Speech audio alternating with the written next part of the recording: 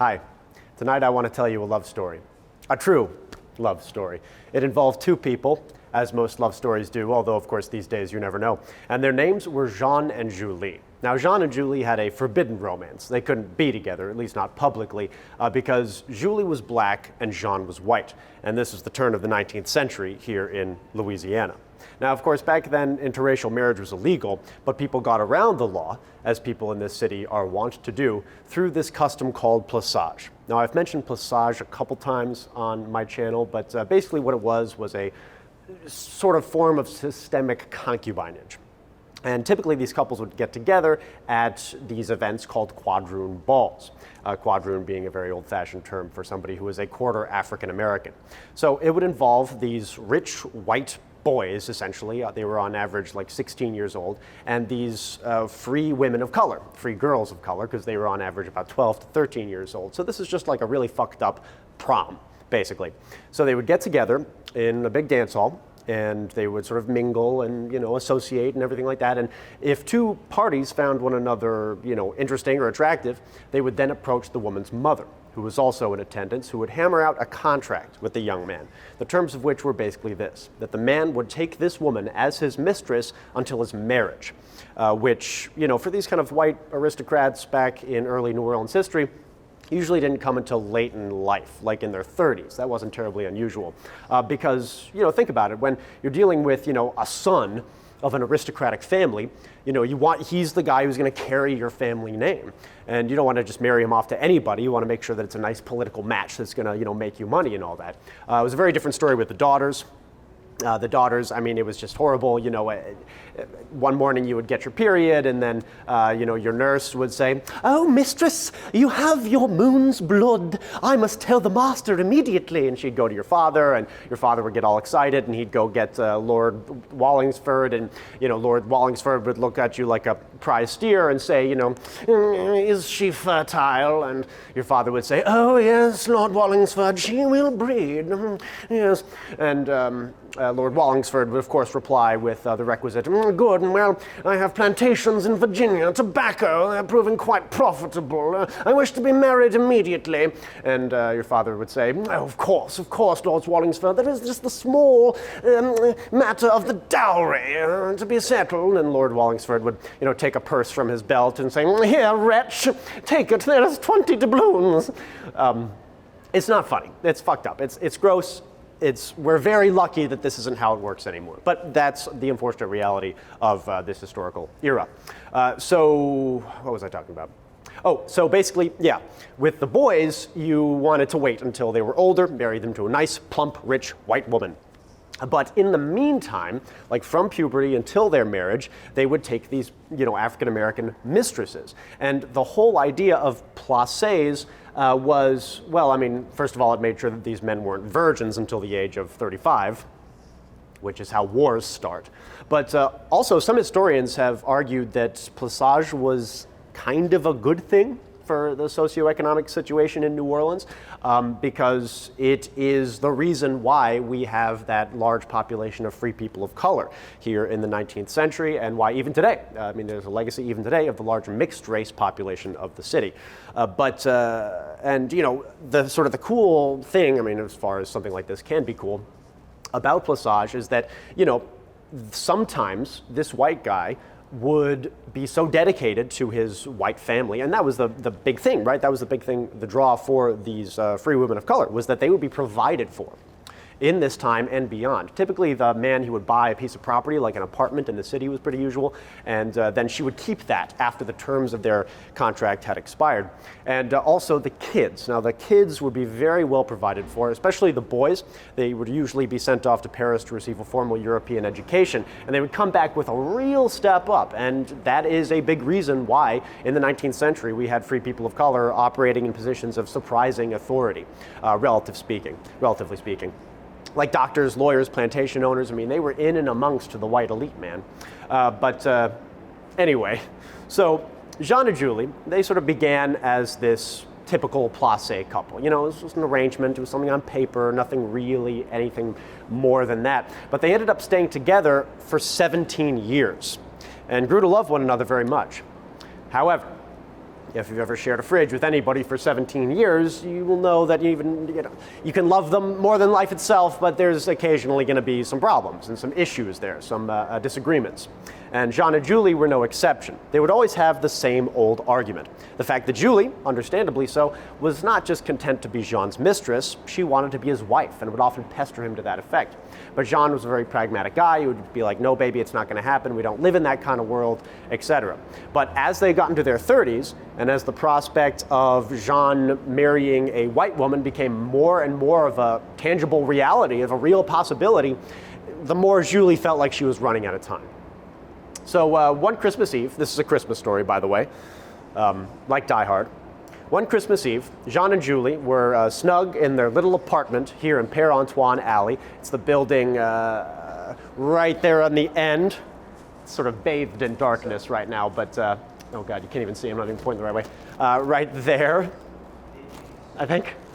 I'm pointing to it. It's on the end. It's the top couple stories of the brick building on the end, but I'm not over there because this is a far prettier shot, and you have to stare at this shot for like 10 minutes or however long this video is going to be. So they were snug in their little apartment on a very cold and windy evening on Christmas Eve when they got into the worst argument that they had ever had in their lives. Ended in tears for both of them. Julie stormed upstairs. Jean sat by the fire trying to gather his thoughts and calm down. At that moment, he received a knock on the door. It was some friends and colleagues of his. They had a bottle of brandy. Jean had a nice warm fire, so they invited themselves in for a drink. Now, Julie upstairs hears this, and she's a little bit peeved. She thinks, why is it that Jean is having this party 5 minutes after we had this horrible argument? She decides, you know what, I'm going to go down there and humiliate him in front of his hoity-toity friends. Now, to be fair, Jean wasn't exactly in the mood for partying. I mean, you can just imagine it. You know, he's all upset. He's crying after this fight with his girlfriend, and, you know, he opens the door, and there his buddy's going, "Off in the bag, nah." You know, he wasn't in the mood. But he was a gentleman, and it was actually considered very disrespectful to turn somebody away at your door if they, like, showed up and wanted to hang out. You just couldn't do it. It was considered very rude. Actually, when I was at Mount Vernon, the tour guide there told us a story about how some guy had come to visit George and Martha Washington and ended up staying for 6 months because it was considered so unspeakably rude to just like ask somebody, hey man, you know, you've been here for a couple months, been like eating our food and drinking our booze, like could you leave soon? You just could not do that. And when this guy finally left after half a year, Washington wrote just 3 words in his diary. He finally left.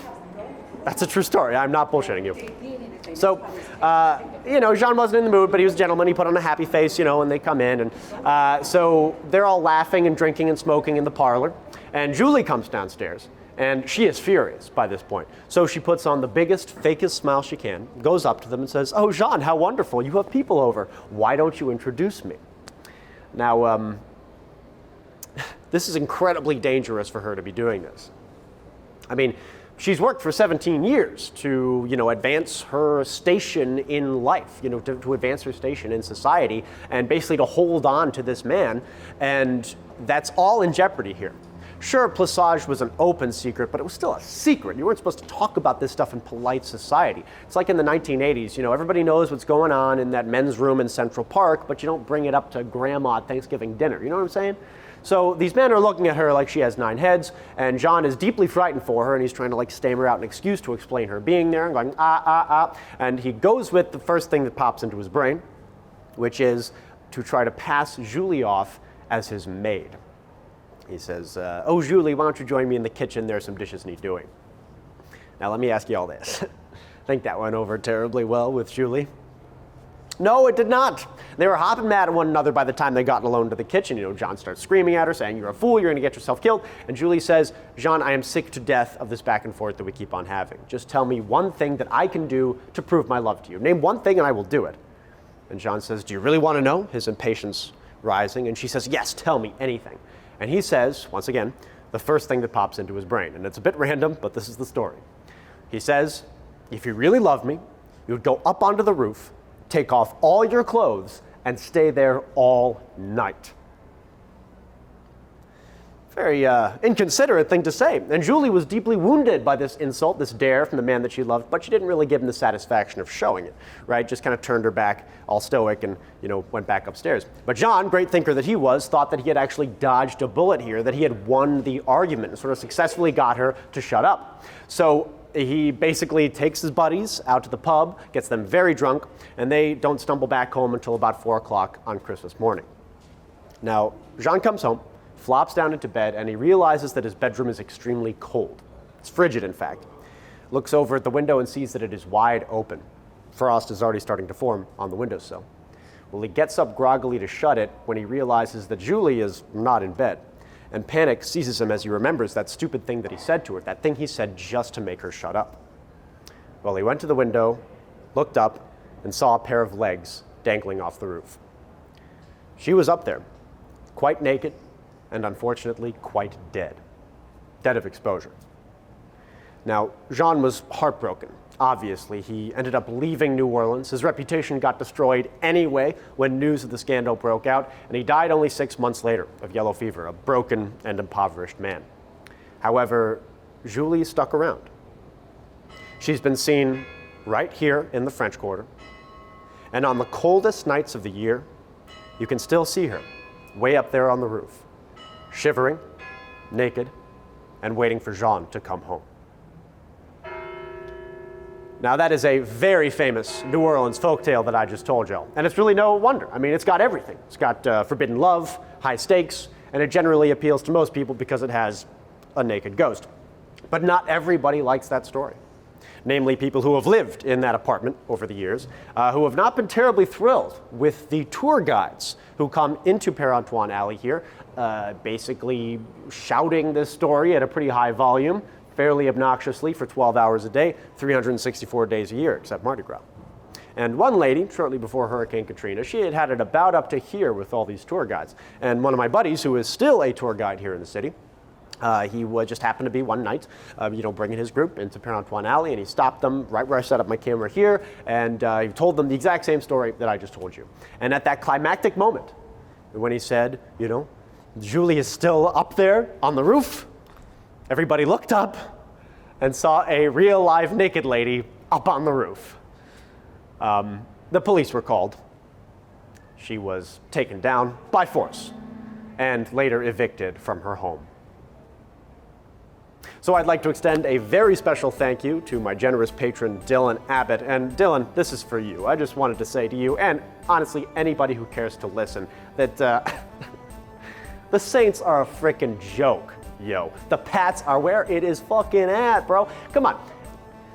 Breeze lets himself get his hand broken by a fucking LA Ram, a team that can't even get into the Super Bowl without cheating. The Pats would never cheat, ever. They are incapable of cheating. I mean, Brady, Belichick, those are the most honest guys around. So, I mean, and Bridgewater's been holding it down. But come on. You don't see the Who Dat Nation getting all excited about Bridgewater like they got excited about Breeze. No, they're done. The Saints are done. They had a good run. They made it kind of close to the Super Bowl a couple times, but they never quite cut it, and they will never cut it again because the Patriots, who are the best team in the NFL, will win every single Super Bowl from now until the end of fucking time, bro. Get your Dunkin', go up to Gloucester, I'll meet you fucking there. I'm sorry, guys. Dylan made me say that. If you have any doubt as to whether or not I'm a sellout, I am, because Dylan paid me $50 fucking to say that trite, completely untrue, Who Dat forever.